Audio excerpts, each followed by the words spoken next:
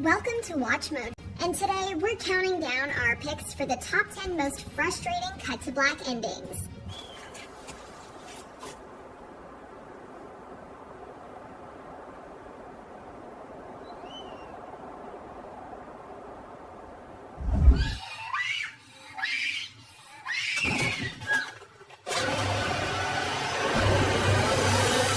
For this list, we'll be looking at movie endings that cut to black and left viewers wanting closure. We're not saying these are bad endings, simply a little frustrating. We will only be including movies on this list, so the infamous Sopranos ending will not be included.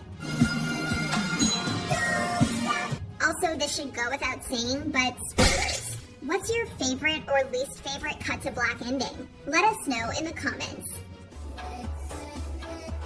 If you like what you're hearing, be sure to check out the full song at the link below.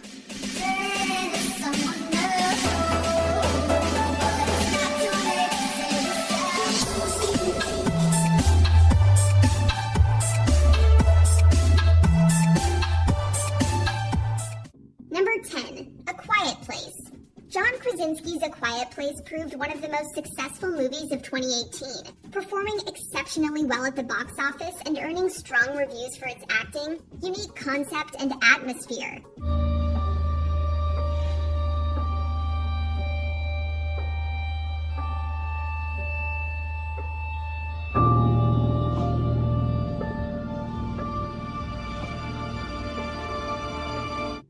The ending was clearly meant to set up a sequel, and it proved a little frustrating. Reagan figures out how to expose the creature's flesh, and Evelyn takes one out with a shotgun. The movie then ends with Evelyn pumping the shotgun and preparing for a fight.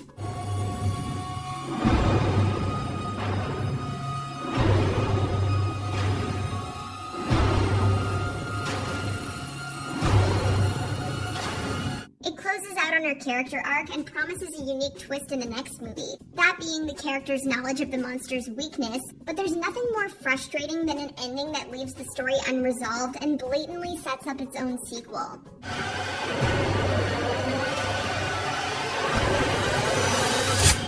Number 9, A Serious Man.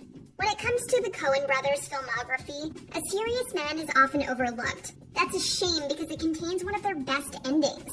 The movie explores the powerlessness of a man in the face of God and the meaninglessness of life's tragic events. It's not the cheeriest of movies. Why does he make us feel the questions if he's not going to give us any answers? He hasn't told me. After grappling with his faith throughout the movie, Larry succumbs to temptation and accepts a bribe. God doesn't take too kindly to this, and Larry immediately receives an ominous phone call from his doctor. Larry, could you come in to discuss these x-ray results? You remember the x-rays we took? We can't discuss them over the phone? I think we'd be more comfortable in person. Meanwhile, his son is stuck in the path of a massive tornado, and the movie ends with a haunting shot of the apocalyptic blackness approaching his school. The biblical parallels are obvious, and it leaves the movie on a horrifying note.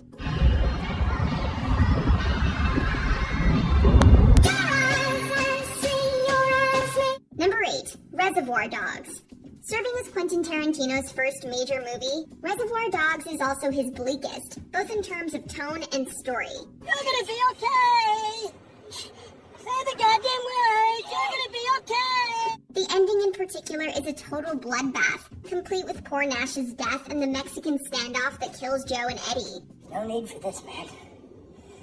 Let's just put our guns down and let's settle this with a conversation.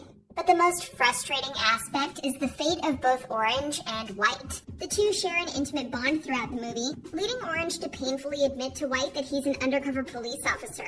White kills Orange in retaliation and is shot down by the police as a result. Cut to black.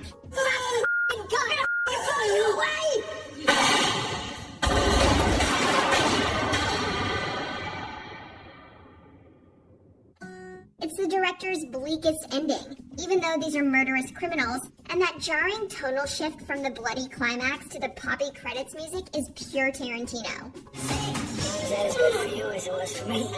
Number 7, Prisoners. Denis Villeneuve's first English language film, Prisoners tells a seemingly simple story about a father taking justice into his own hands after his daughter Anna is abducted. Someone has to make him talk. Someone. Anna's father, Dover, is later imprisoned by the kidnapper as well, and finds his daughter's emergency whistle. When Loki returns to search the house, he hears the faint sound of a whistle blowing, indicating a possible rescue of Dover. Pray for the best, prepare for the worst. Yeah. Dover's fate is left ambiguous, but we can infer that he's saved due to Loki's tenacious professionalism and willingness to help, as well as Dover's steadfast survivalism. The ending is also quite satisfying on a thematic level, and in that way, the movie assuredly succeeds.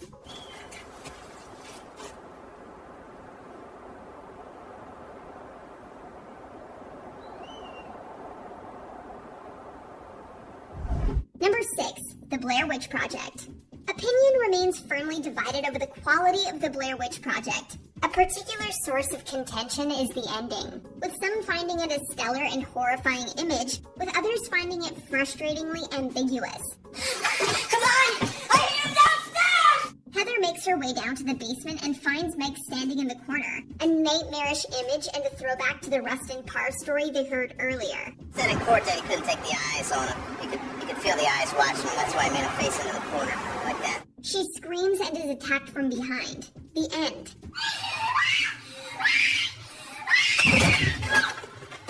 All three protagonists certainly die, but the logistics of the scene tend to bother some viewers. Was it the witch? Was it Josh?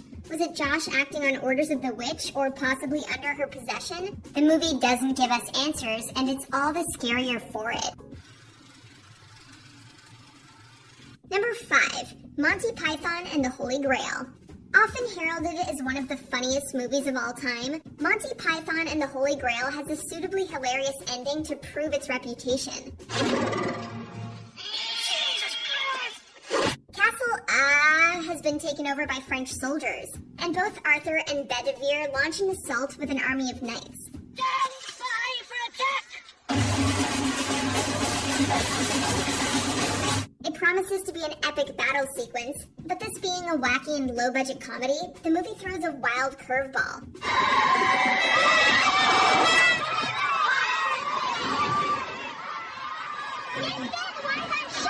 Anachronistic police drive up, arrest the main characters, and break the camera.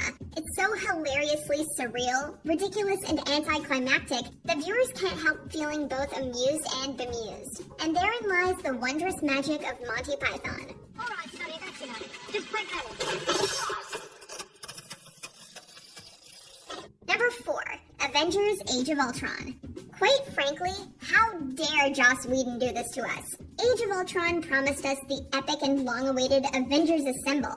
Well, it didn't promise us, but we were expecting it nonetheless. Cap and Black Widow talk about beating a team into shape, and we watched the epic gathering of War Machine, Vision, Falcon, and Scarlet Witch. They're good. They're not a team. Let's beat them into shape. The music swells, the camera zooms into Cap's proud face, and he declares, Avengers! Just before he could say assemble, the movie cut to credits, and had us all throwing popcorn at the screen in utter disappointment. Fine. I'll do it myself. Of course, we finally heard the iconic line 4 years later in Endgame, and it was worth the wait. Avengers!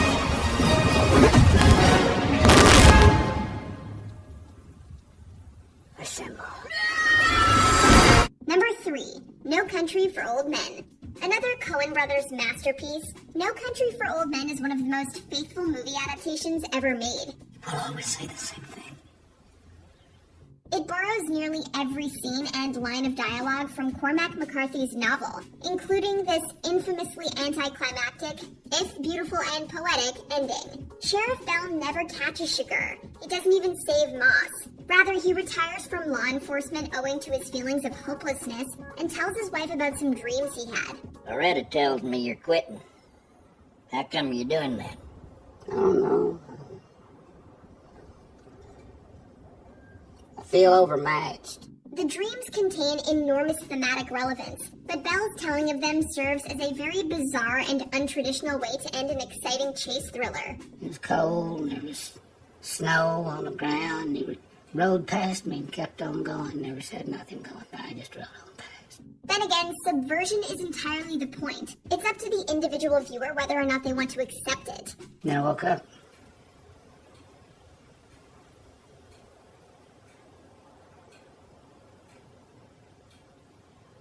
Number 2, The Thing. John Carpenter's masterpiece, The Thing, is one of the best horror movies ever made, and it contains one of the bleakest endings in the history of cinema.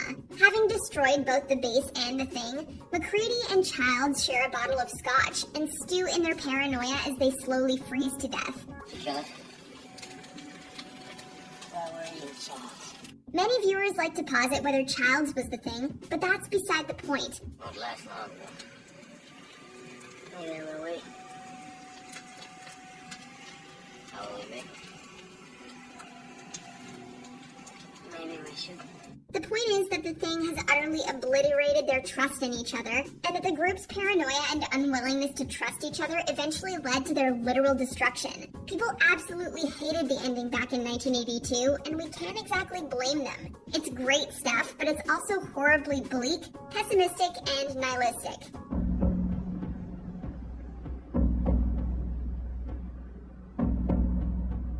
Before we continue, be sure to subscribe to our channel and ring the bell to get notified about our latest videos. You have the option to be notified for occasional videos or all of them. If you're on your phone, make sure you go into your settings and switch on notifications. Number 1, Inception. Perhaps the most infamous cut-to-black ending of our time, Inception really leaves viewers' minds spinning. So, a totem. You need a small object, potentially heavy, something you can have on you all the time that no one else knows. Like a coin? No, it needs to be more unique than that. Like The Thing's ending, this one is largely served for a thematic purpose. After finally earning his way home and getting to see his children, Cobb abandons the totem altogether and chooses to ignore its reality. He has his kids, and that's all that matters. Look who's here. But again, that hasn't stopped fans from theorizing about the nature of the ending. Some even bring Cobb's wedding ring into it, a fan theory that has gained an enormous amount of traction throughout the years. And while it doesn't really matter if the ending is a dream or reality, the lack of a definitive answer certainly proves a little frustrating.